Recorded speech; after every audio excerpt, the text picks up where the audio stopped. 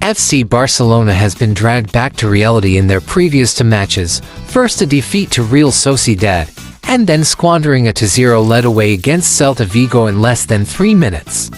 They were missing vital player Lamine Yamal in both matches, but the issue remains as Lamine's absence will continue for the UCL game against Brest.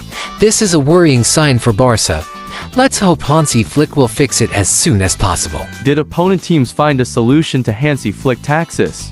Let's have a look at that. Let's first start by identifying Flick's tactics. Using the strongest lineup, it's pretty straightforward. Press high up the pitch by using counter-pressing, regain the ball quickly, and fast direct attack. There are several essential components to this methodology, but let us focus on the most important ones.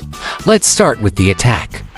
Yamal plays wide largely to stretch the defense and go at them since his 1v1 skill is exceptional, and along with his vision for vital passes, he is undoubtedly the major ingredient in this strategy. Next up is Lewandowski, whose work is simply basic, positional pressing, and sometimes dropping to hold up play and spread attack. Rafinha is up next. While he is a winger, he plays mostly as an inside forward, making it look like we are with two forwards forcing the opposition's fullback to commit and follow him centrally, which leaves Bale a lot of space on that wing.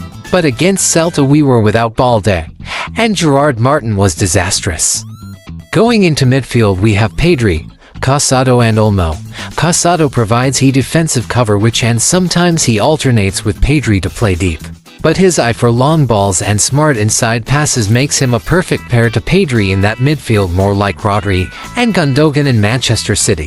Pedri on the other hand is responsible for progressive plays, calming down pressure and forward passes that will force the defense vulnerability. Olmo is responsible for the attacking part of the job. Additionally, with Rafinha playing inside forward, it appears like we are using two offensive midfielders, which leaves the defense exposed. These two pose a lot of concerns with their ability to rush in behind the defense at any point, and their progressive plays. In the defense, Inigo is the leader here, and the person on whom the famous offside trap rests on, and so far, he has been impeccable. Barca is his partner in whose defensive ability keeps becoming better every day, and his talent for forward passes helps to break the opposition's press. Couple that with the partnership and familiarity he has with Inigo, and we have two great center-backs. We have Balde and Count as our wingbacks. For Balde, his amazing pace and technicality on the ball would be left to waste if he stayed back more often, which is why Flick unleashes him on the left-hand side more often. Even though he is yet to show his best, he has been good so far. Count on the other hand is more of a balanced wingback as he doesn't overlap much given the partnership of him and Yamal on the right wing.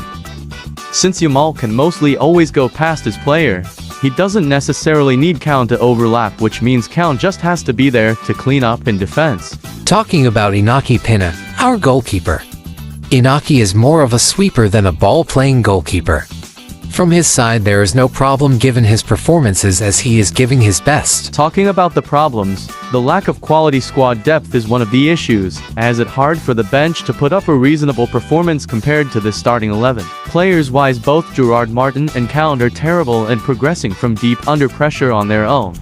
Thus, we saw Rafinha and Olmo dropping in, time and time again against Celta on Saturday. Rafinha dropping deep makes sense as that's exactly what Lamine does with Count. But that movement from Lamine felicitates Rafinha and Balde, who'd constantly run in behind in the opposite flank. But with Olmo to slow and Martin to passive, it's useless. While for the left flank, many times we've seen Bale taking on a man to progress, which also allows Rafinha to make runs in behind. But on Saturday, having Olmo to drop deep meant Celta would now throw a defender with him, thus blocking the wide zone entirely. Reduced threat from the wide zones for Celta meant more of their first wave of press could now focus on overloading and blocking Barca through the center. Thus we saw Casado as a lone pivot, constantly overwhelmed by the Celta block and no passing options.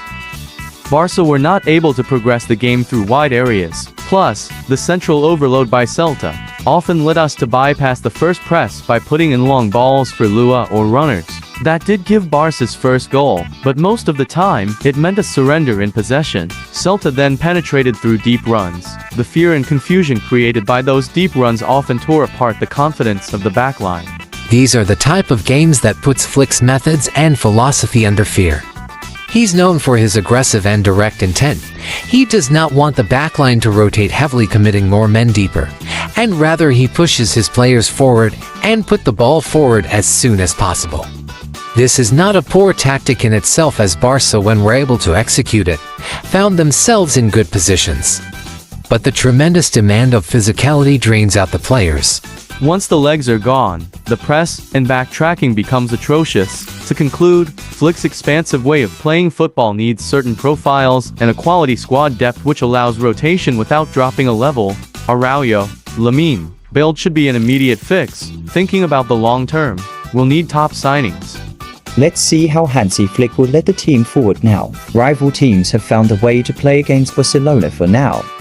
Unless Hansi Flick brings back some changes, and with the absence of Lamine Yamal, then we will continue to suffer. We are excited to see team moving forward. What are your thoughts on the video? Subscribe for more.